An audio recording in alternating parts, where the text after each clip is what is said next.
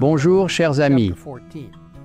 Au chapitre 14 du livre de l'Apocalypse, nous lisons des avertissements si importants qu'ils sont proclamés par 3 saints anges volant au milieu du ciel.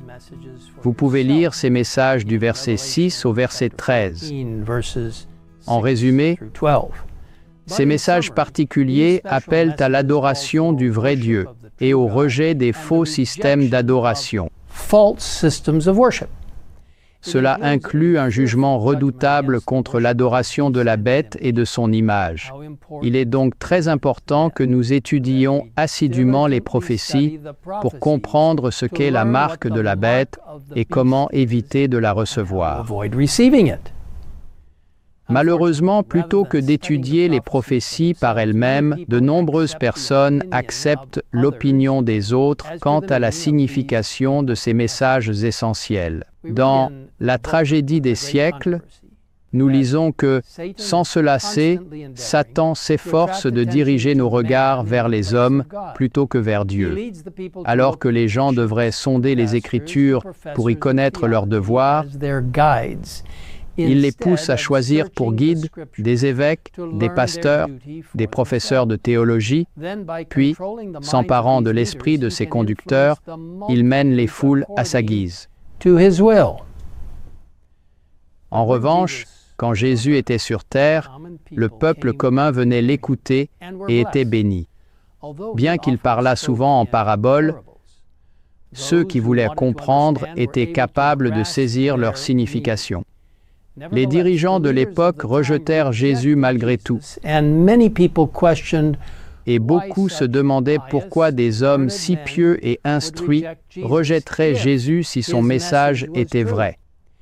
Ellen White déclare « C'est l'influence de ces docteurs qui amena le peuple juif à rejeter son Rédempteur. » Il en est de même aujourd'hui. L'autrice inspirée continue. Beaucoup de ceux qui font une haute profession de piété sont aujourd'hui animés de l'esprit de ces sacrificateurs et de ces chefs. Refusant de prêter l'oreille aux témoignages des Écritures relatifs aux vérités destinées à notre temps, ils invoquent leur nombre, leur richesse, leur popularité et méprisent le petit groupe des défenseurs de la vérité, pauvres et impopulaires. Chers amis, rappelons-nous que le livre de l'Apocalypse est, comme il est dit au tout premier verset, une révélation de Jésus-Christ que Dieu lui a donnée pour montrer à ses serviteurs les choses qui doivent arriver bientôt. Le mot « révélation » ici signifie « révéler », « dévoiler » ou « faire connaître ». Et la Bible nous assure que les choses cachées sont à l'Éternel, notre Dieu, les choses révélées sont à nous et à nos enfants, à perpétuité, afin que nous mettions en pratique toutes les paroles de cette loi. Ainsi, contrairement à ce que certains peuvent dire, l'Apocalypse n'est pas un livre scellé. Il est ouvert à tous afin qu'il soit lu et compris sous la direction du Saint-Esprit en comparant les Écritures entre elles. Après tout, Dieu nous a donné sa parole pour nous permettre de nous rendre compte par nous-mêmes de ce qu'il attend de nous. Alors, comment devrions-nous étudier la Bible? Dans le chapitre 37 de la tragédie des siècles, intitulé « Les Écritures, notre sauvegarde », plusieurs principes importants sont donnés. Nous lisons « Le premier et le plus important devoir de tout être raisonnable, c'est d'apprendre par les Écritures ce qu'est la vérité. C'est de marcher dans la lumière et d'encourager ses semblables à faire de même. Deuxièmement, nous devons chaque jour étudier la Bible avec diligence, nous arrêtant avec soin sur chaque pensée et comparant les versets entre eux. Avec l'aide de Dieu, nous acquérons ainsi des opinions personnelles, sans perdre de vue que nous devrons en répondre personnellement devant Dieu. Malheureusement, Certains enseignent que la Bible a une signification mystique et secrète qui n'est pas apparente dans le langage utilisé. Mais Jésus lui-même soulève ce questionnement: n'êtes-vous pas dans l'erreur parce que vous ne comprenez ni les Écritures ni la puissance de Dieu?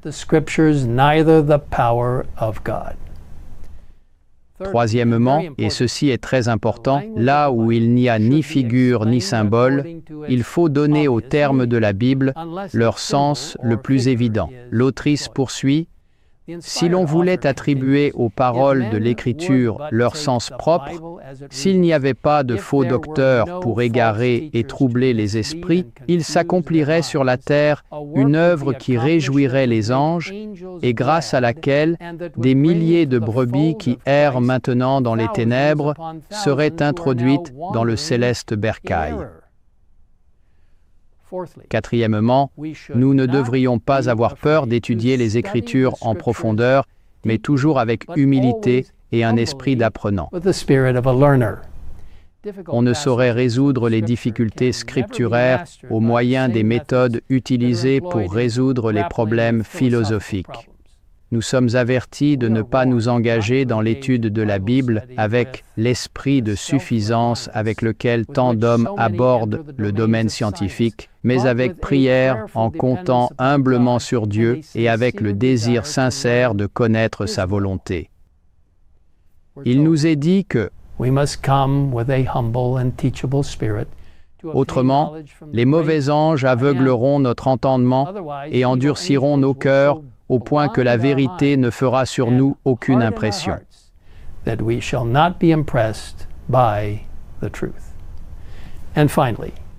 Enfin, l'étude de la Bible devrait toujours être accompagnée de prières. Le Saint-Esprit seul peut nous guider pour comprendre pleinement le texte et nous empêcher de déformer l'Écriture en dehors de son véritable sens. De plus,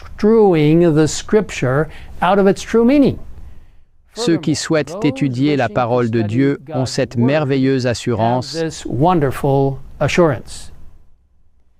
Les bons anges ont pour devoir de préparer nos cœurs à comprendre l'Écriture de façon que nous soyons charmés de sa beauté, avertis par ses enseignements et fortifiés par ses promesses.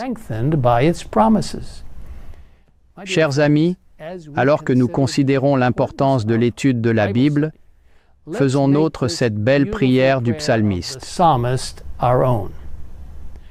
Je me réjouis en suivant tes préceptes, comme si je possédais tous les trésors. Je médite tes ordonnances, j'ai tes sentiers sous les yeux. Je fais mes délices de tes statuts, je n'oublie point ta parole. Maintenant, je vous invite à prier avec moi. Père céleste, merci pour la merveilleuse révélation de la vérité dans la Bible et surtout la prophétie dans le livre de l'Apocalypse, un livre qui doit nous révéler ce que le Père, le Fils et le Saint-Esprit souhaitent que nous sachions dans ces derniers jours de l'histoire de la terre. Aide-nous à ne pas, d'une certaine manière, faire du livre de l'Apocalypse ou du livre de Daniel ou de n'importe quelle partie de la Bible un document secret mystique. Aide-nous à comprendre le plus clairement possible tes enseignements. Merci pour la parole de Dieu et pour la clarté qui nous est donnée dans les Saintes Écritures. Au nom de Jésus, nous te le demandons. Amen. Amen.